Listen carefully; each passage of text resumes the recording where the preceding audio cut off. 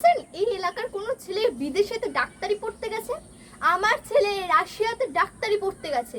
এটা কি এলাকার উন্নয়ন নয়? এটা তো এলাকার বড় উন্নয়ন।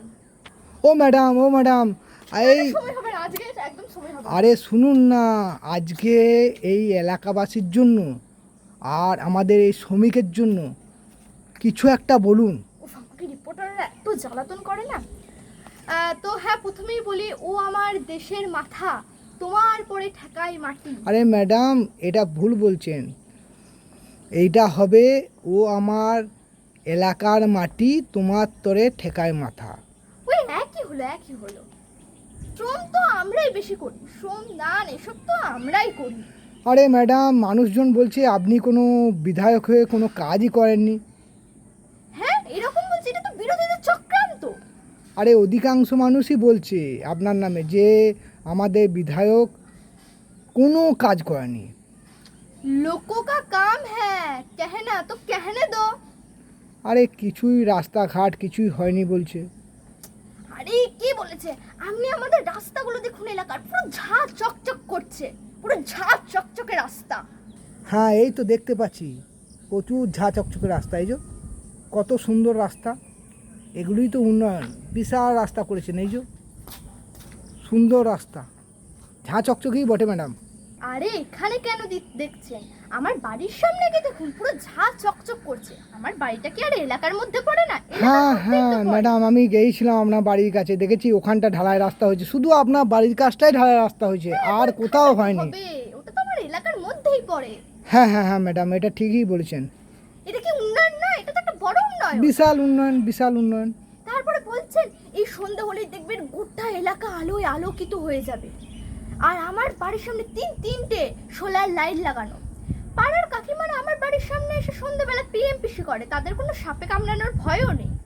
হ্যাঁ, এটা কি উন্নয়ন না? এটা তো বড় উন্নয়ন। বিশাল উন্নয়ন ম্যাডাম। আপনার বাড়ির কাছটা লাইট জ্বলে আর বাকিটা পুরো অন্ধকার, তারা সাপে কামড়ে মরুক গো।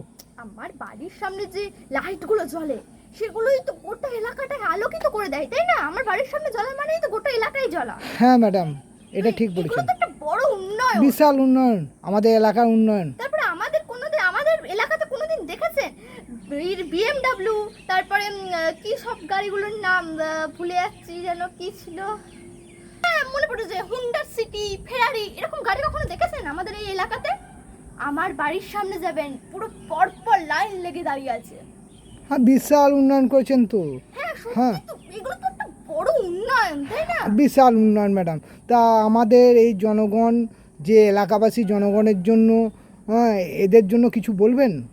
হ্যাঁ বলবো, আমার উপর সবাই ভরসা রাখুন। সামনেই ভোট আসছে, আমাকে বিপুল ভোটে জয়ী করুন।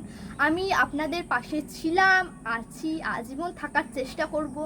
এখন আপাতত আমার পেটটা ভরাই, তারপরে আপনাদের ভরানোর চেষ্টা করব। আগে আমার ব্যাংক ব্যালেন্সটা ভর্তি করি, তারপর আপনাদের ভর্তি করার কথা কল্পনা করব।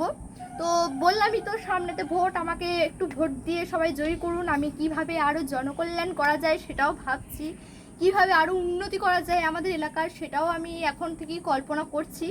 তো যেটা বলার আমার, যে আপনি যা বলেছেন ম্যাডাম, আমি আশা করি আপনাকে ছাড়া দর্শক, মানে আমাদের যে এলাকাবাসী দর্শক আছে, যেটা এই ভিডিওটা দেখবে, আপনাকে ছাড়া কাউকে ভোট দেবে না। হ্যাঁ, দেবেন অবশ্যই। আমি তো যতদিন হাত জোড় করে, যতদিন এরা বাঁচবে আপনাকেই ভোট দেবে। কারণ এত উন্নয়ন আপনি যা বলেছেন, এত উন্নয়ন কেউ দিতে পারবে না। আপনার চিন্তাভাবনা খুবই উচ্চশীল, খুবই ভালো, সত্যি।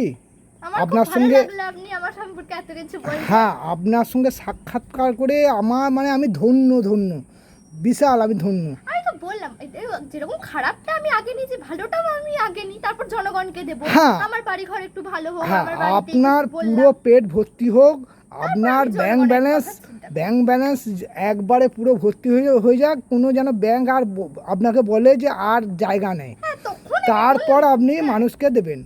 খুব আমি ভালো, মানুষকে দেওয়ার চেষ্টা করব, খুব ভালো। কল্পনা করব। ওই জন্যই বললাম, আমাকে ভোটে জয়ী করুন সবাই, সবার কাছে অনুরোধ। সামনেই ভোট আসছে। বাহ, ঠিক আছে।